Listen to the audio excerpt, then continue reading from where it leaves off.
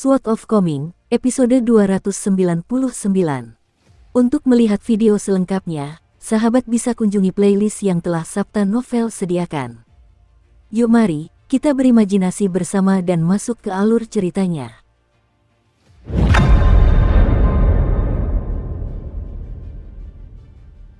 Pukulan ke-11 Chen Pingan sangat cepat. Kekuatan sesungguhnya dari teknik pukulan gendang dewa terletak pada kenyataan bahwa pukulan itu dapat terus-menerus dilakukan selama fisik dan jiwa seseorang cukup kuat untuk menahan rasa sakit yang menyiksa akibat ki yang mengalir deras di dalam tubuh. Jika seseorang berhasil melayangkan pukulan demi pukulan, maka ia benar-benar dapat mengguncang gunung dan menghancurkan kota. Ini bukanlah sebuah pernyataan yang berlebihan. Pukulan Chen Pingan menyebabkan gunung sebesar rumah itu mundur sekitar selusin meter ke udara. Tanpa mengucapkan sepatah kata pun, Chen Pingan segera menghentakkan kakinya lagi dan melayangkan pukulan lain. Ekspresi lelaki tua bertopi tinggi itu menjadi sedikit muram, dan dia tidak lagi fokus untuk mempermainkan bocah muda itu. Sebaliknya, dia diam-diam melafalkan mantra sambil menyatukan dua jarinya, membuat 4 gerakan menggesek berturut-turut di dekat topinya yang dihiasi dengan penampakan asli 5 gunung. Meskipun hal ini akan menghabiskan sejumlah besar energi spiritualnya dan menyebabkan topi tingginya kehilangan kekuatannya untuk sementara waktu, lelaki tua itu bertekad untuk mengerahkan seluruh kekuatannya dan membunuh bocah menyebalkan ini dalam satu pukulan. Sebagai seorang kultivator pengembara tanpa pendukung yang kuat dan tanpa kebiasaan meminta bantuan dari orang lain, topi tinggi ini adalah satu-satunya harta abadi milik lelaki tua itu. Dia mendapatkannya dari alam rahasia, dan dia tiba-tiba bertindak gegabah dengan membunuh temannya saat membagi rampasan perang untuk memastikan bahwa harta abadi ini menjadi miliknya. Dia telah membunuh sahabatnya yang telah berjuang bersamanya dalam suka dan duka. Sebelum meninggal, sahabatnya telah memohon kepadanya untuk menjaga keturunannya dan menjamin bahwa mereka akan menikmati 100 tahun kejayaan dan kekayaan di dunia fana. Orang tua itu mengangguk dan setuju, namun ia segera menggunakan suatu teknik untuk secara diam-diam dan sepenuhnya melenyapkan klan yang berjumlah sekitar 100 orang itu. Bahkan ketika lelaki tua itu dikejar sejauh 5.000 km oleh kultivator tingkat inti emas muda dari Gunung Kedamaian dan Ketenangan, topi 5 gunung miliknya yang sangat berharga tetap utuh dan hanya mengalami beberapa kerusakan kecil. Terlebih lagi, topi itu telah kembali ke kondisi puncaknya setelah diperbaiki selama 100 tahun. Namun, sungguh disayangkan bahwa lelaki tua itu masih belum dapat menemukan asal-usul penampakan sebenarnya dari 5 gunung yang tergambar di topinya bahkan setelah menelusuri buku dan catatan yang tak terhitung jumlahnya. Karena itu, lelaki tua itu hanya dapat menggunakan setengah dari kekuatan harta karun abadi tersebut. Ini benar-benar sangat disayangkan. Jika tidak, sulit untuk mengatakan siapa yang akan memburu siapa ketika dia bertemu dengan bajingan muda dari Gunung Kedamaian dan Ketenangan saat itu. 2 gunung bertumpuk menjadi satu saat keduanya runtuh secepat kilat. Pukulan ke-13 Chen Pingan yang cepat hanya berhasil mendorong Gunung Timur, gunung di bagian bawah, sekitar 3 meter ke udara. Gunung berikutnya dengan cepat runtuh. Akankah berat gunung itu memberikan keuntungan, atau akankah teknik tinju bocah muda itu terbukti lebih tak terkalahkan? Topi 5 gunung milik lelaki tua itu telah kehilangan kilaunya, tak lagi bergema dengan gemerisik pepohonan pinus dan suara burung bangau. Ki dan darah Chen Pingan bergejolak, dan dia belum menunjukkan tanda-tanda kelelahan. Namun, dia tidak ingin terjebak oleh 3 gunung yang runtuh itu. Lagi pula, siapa yang tahu teknik rahasia apa lagi yang dimiliki lelaki tua itu? Memanfaatkan kesempatan ketika teknik tabuhan gendang dewa dapat beristirahat tetapi tidak terputus, Chen Pingan bersiap untuk mundur dari tempat latihan bela diri dan memilih lokasi baru untuk pertempuran mereka. Kemudian dia akan segera melayangkan pukulan ke-14-nya.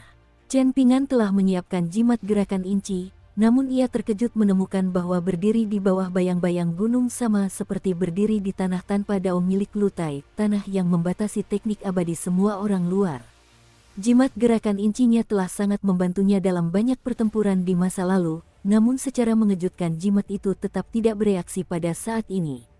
Karena tidak ada pilihan lain, Chen Pingan hanya bisa memanggil First dan 15 dari labu penunjang pedangnya dan menyuruh mereka melesat ke lautan awan gelap.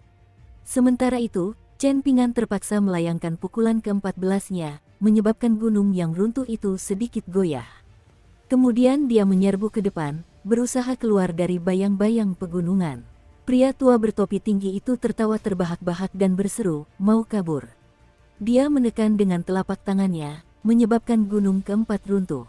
Kini ada 4 gunung yang bertumpuk dan bergemuruh keras saat runtuh ke arah Chen Ping'an. Terlebih lagi, tempat latihan bela diri yang kini berada di kaki gunung-gunung itu ditekan oleh energi spiritual yang tak terbatas, menyebabkan gerakan Chen Ping'an melambat. Akhirnya, pegunungan itu mampu menaklukkan bocah muda yang mengenakan jubah emas dan melepaskan teknik tinju yang luar biasa kuat. Pria tua bertopi tinggi itu sedikit terkejut setelah berhasil, dan dia berkomentar, sejak kapan para ahli bela diri murni mampu memanggil pedang terbang yang terikat juga. Air yang mengalir seringkali berdampingan dengan pegunungan tinggi. Setelah mendeteksi keberadaan 2 pedang terbang yang menembus udara, lelaki tua itu mengeluarkan 2 sungai dari topi 5 gunungnya. Satu sungai keruh dan kuning, sementara yang lainnya hijau dan jernih. Setelah muncul, kedua sungai itu tampak ramping seperti pinggang wanita. Kedua sungai itu mengalir di sekitar tikar jerami merah lelaki tua itu, berulang kali menghalangi serangan cepat dan ganas dari kedua pedang terbang tersebut. Air memercik ke sekitarnya, menyebabkan kedua sungai itu terus menyusut ukurannya. Namun, lelaki tua yang mengenakan topi tinggi itu masih lebih fokus pada tempat latihan bela diri. Saat ini, lautan awan gelap itu hanya berjarak sekitar 60 meter dari tanah. Tikar jerami merah lelaki tua itu hampir menyentuh puncak gunung keempat, dan ini menyebabkan pandangannya sebagian terhalang. Lelaki tua yang mengenakan topi tinggi itu mengulurkan jari dan mengetuk dahinya, sambil diam-diam mengucapkan kata, "Buka." Matanya seketika menjadi hitam pekat.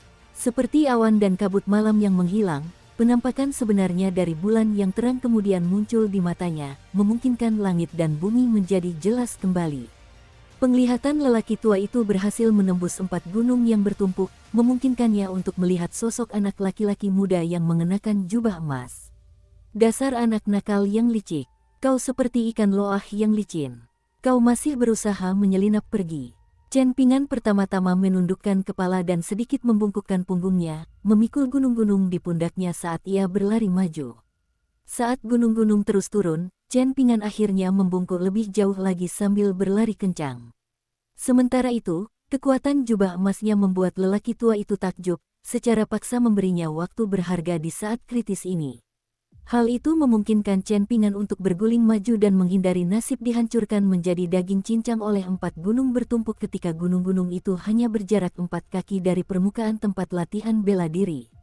Pria tua bertopi tinggi itu terkekeh dingin dalam hatinya.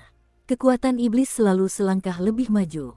Dia telah menunggu saat ini ketika bocah muda itu secara keliru percaya bahwa dia telah berhasil melarikan diri. Gunung kelima masih belum runtuh, dan ini tak lain adalah gunung pusat yang paling dihormati.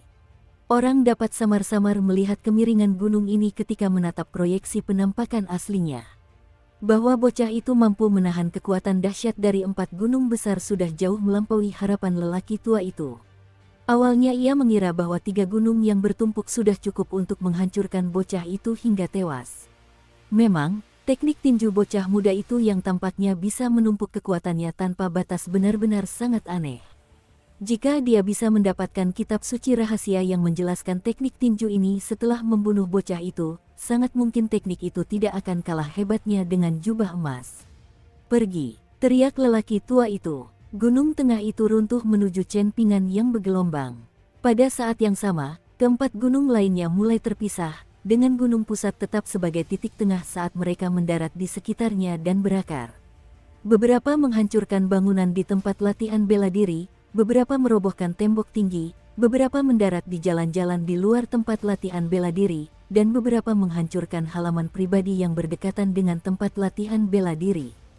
Kelima gunung itu akan membentuk formasi besar dan alami setelah keempat gunung tersebut berakar dan gunung pusat memantapkan posisinya. Seolah terhubung dengan pikiran bocah muda yang menghadapi kematian yang akan segera terjadi, kedua pedang yang melayang di atas lautan awan gelap itu menjadi semakin ganas saat menyerang tujuan sebenarnya dari kedua sungai tersebut. Pria tua bertopi tinggi itu tertawa terbahak-bahak dan berkata, "Astaga, aku benar-benar takut pada kalian berdua. Baiklah, kalau begitu aku akan bermain petak umpet dengan kalian. Mari kita lihat bagaimana reaksi kalian berdua setelah tuan kalian meninggal." Lelaki tua itu mengulurkan kedua tangannya dan meraih 2 lembar awan gelap dan kabut. Kemudian dia menepukkan kedua tangannya, menghilang di tengah hamparan awan dan kabut yang luas. Terperangkap oleh 5 gunung, Chen Ping'an sudah berjalan di atas tali tipis antara hidup dan mati. Meskipun First dan 15 dipenuhi dengan ki pedang yang agung, mereka tetap tak berdaya melawan lelaki tua yang memutuskan untuk bersembunyi. Mereka hanya bisa menyerang dan mengurangi volume awan hitam pekat itu. Sementara itu, Chen Ping'an telah melepaskan rantai pengikat iblis yang ditempa dari 2 kumis naga banjir emas tua. Rantai pengikat iblis itu berwarna emas yang menyilaukan, dan ukurannya langsung membesar hingga tampak seperti naga banjir emas yang melingkar di gunung tengah.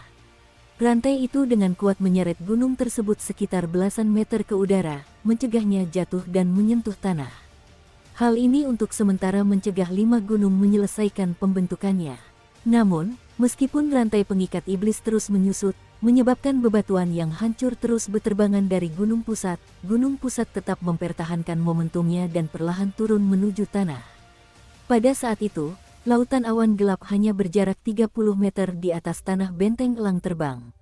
Jika seseorang berdiri di observasi gedung utama dan memandang ke kejauhan, akan tampak seolah-olah mereka berdiri di puncak gunung besar yang menjulang ribuan meter di atas tanah.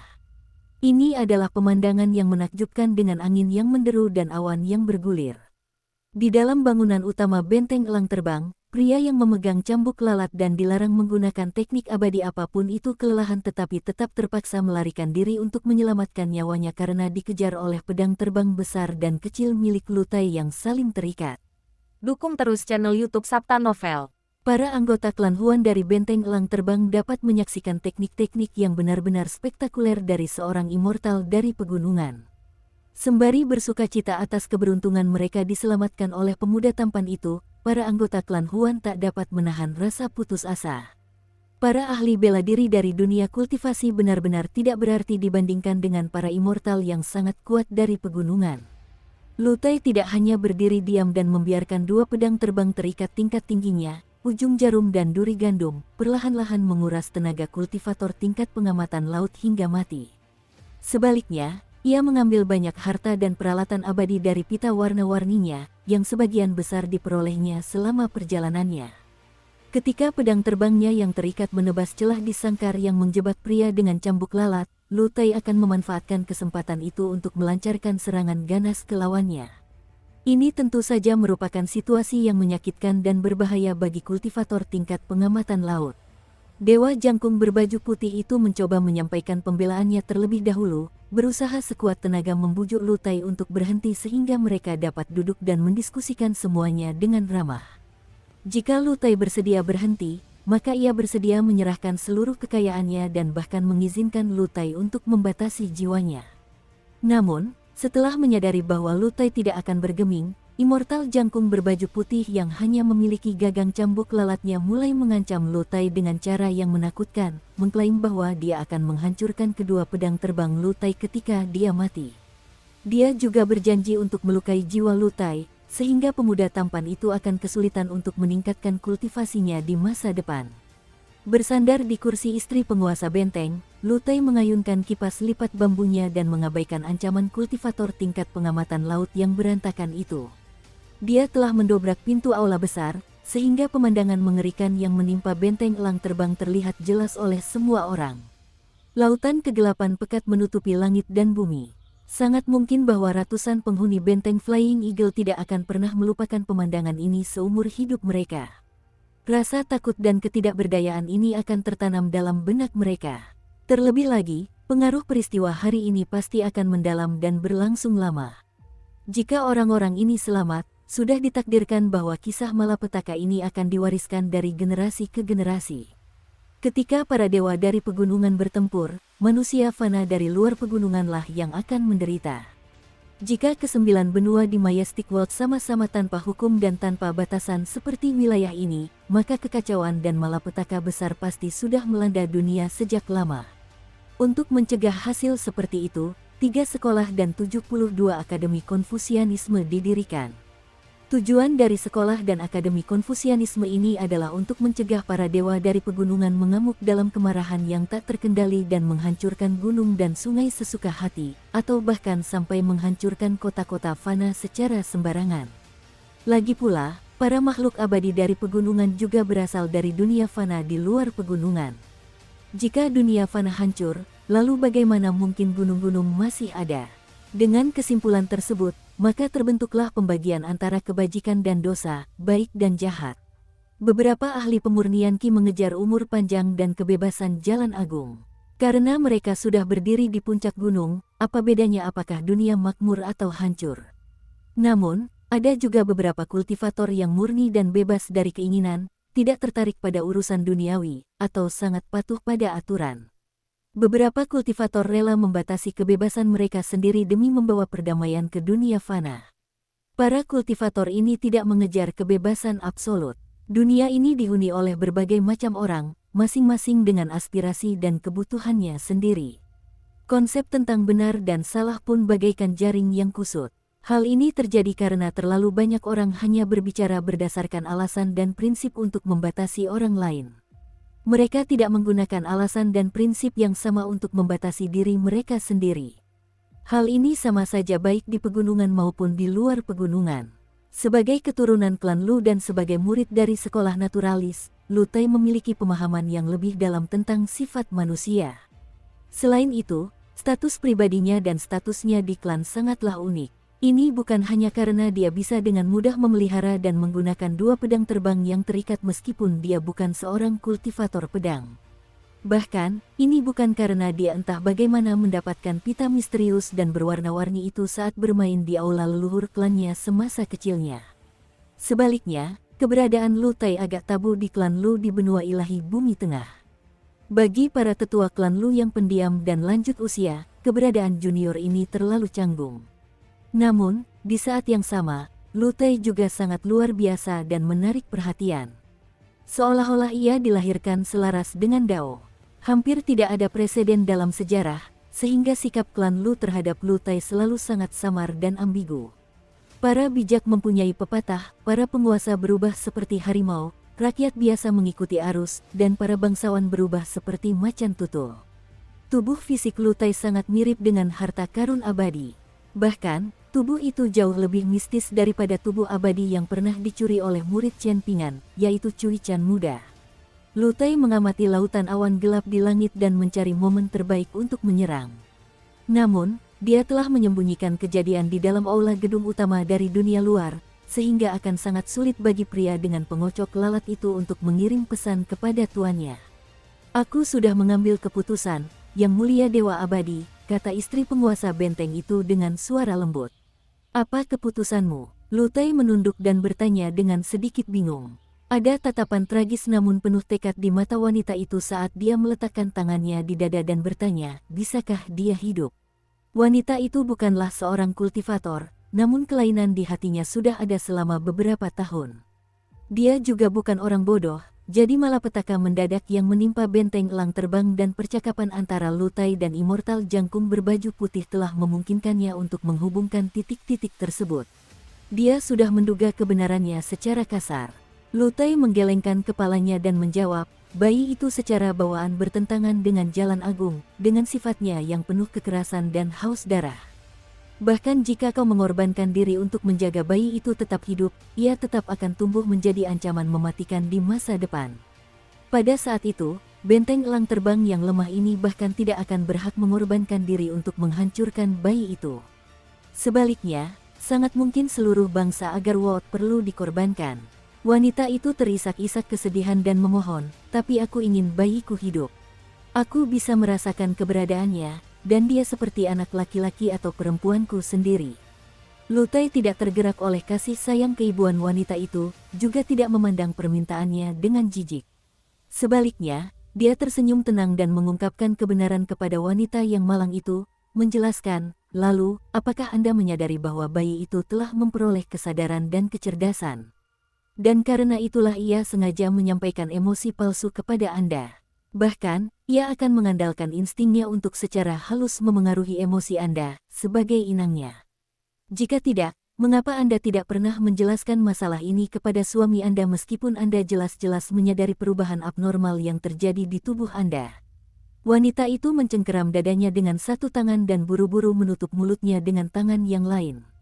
Ekspresi kesakitan terpancar di wajahnya, dan dia tampak benar-benar bingung sambil menggelengkan kepalanya ke arah Lutai. Wanita itu diam-diam menahan rasa sakit yang memilukan sambil menatap Lutai dengan ekspresi memohon di matanya. Lutai menghela napas dan bertanya, "Mengapa kau bersusah payah seperti itu? Apakah kau benar-benar rela meninggalkan dan mengorbankan ratusan nyawa di benteng elang terbang? Pikirkan saja, ada suamimu Huan Yang, anak-anakmu Huan Chang dan Huan Su, dan juga benteng yang telah melahirkan dan membesarkanmu. Apakah kau akan meninggalkan mereka semua? Meninggalkan mereka hanya demi bayi yang belum lahir ini, bayi yang kotor dan jahat bahkan sebelum lahir?" Wanita itu hanya terisak dan menggelengkan kepalanya. Dia menurunkan tangannya, dan darah langsung menyembur dari mulutnya, hitam pekat seperti tinta. Ini sangat aneh dan menakutkan. Namun, wanita itu tak lagi mempedulikan sikapnya yang bermartabat sebagai istri penguasa benteng. Pikirannya kacau dan pandangannya tak fokus saat ia memohon kepada Lutai, berkata, "Tolong biarkan bayiku hidup, Yang Mulia Dewa, aku memohon kepadamu.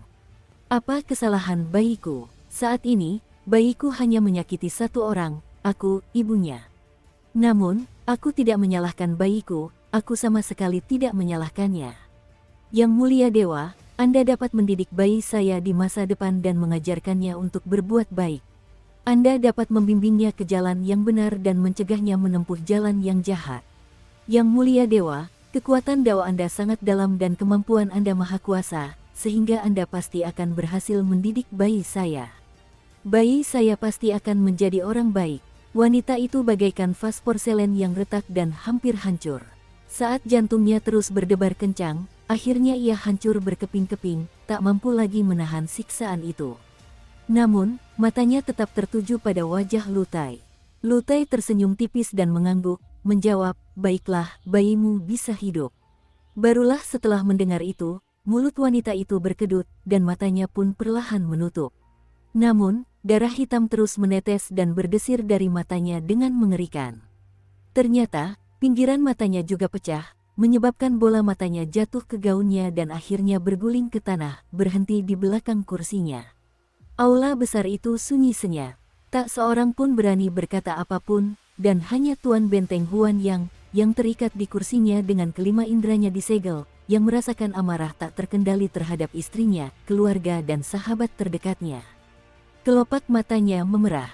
Bagaimana bisa dia begitu egois? Dia jelas-jelas dirasuki hantu. Dia jelas-jelas terjerumus ke dalam jalan setan.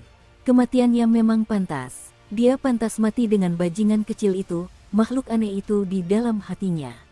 Lutai berjalan menghampiri wanita yang sudah meninggal itu, membungkuk dan menatap jantungnya yang berlumuran darah, bergumam, "Ibumu telah berkorban begitu banyak untukmu, dan dia memberikan segalanya untukmu, bahkan mengabaikan hati nuraninya sebagai manusia. Namun, bagaimana denganmu? Mengapa kau masih dengan ganasnya memakan energi spiritual dan jiwa mayatnya? Kau sudah menyiksanya begitu banyak saat dia masih hidup, namun kau masih tidak mau memberinya kedamaian sejenak bahkan setelah dia meninggal sekarang." Dada wanita yang tadinya bergelombang tak beraturan tiba-tiba menjadi tenang pada saat ini. Seolah-olah terdengar tangisan lembut bayi yang baru lahir, seperti bayi biasa lainnya. Suara tangisan telah tiba. Sudah terlambat. Lutai tiba-tiba mengayunkan kipas bambunya ke depan, menusuk jantung wanita itu dan menahannya di kursi. Wajahnya tanpa ekspresi saat dia berkata, "Dunia ini sangat membosankan, seharusnya kau tidak datang." Jeritan melengking tiba-tiba menggema di aula besar itu, memadamkan lilin dan menyebabkan pilar-pilar besar retak secara bersamaan. Semua orang dipenuhi dengan kemarahan dan kesedihan yang mendalam. Hanya Huan yang merasakan kelegaan yang luar biasa. Namun, perasaan leganya dengan cepat berubah menjadi keputusasaan. Matanya kosong saat ia menatap kursi di sampingnya dengan linglung. Istrinya, kekasih masa kecilnya, wanita yang hangat dan lembut itu, telah meninggal dengan cara yang sangat mengerikan. Namun, pria yang marah itu tidak menyadari bahwa air mata sudah mengalir di wajahnya.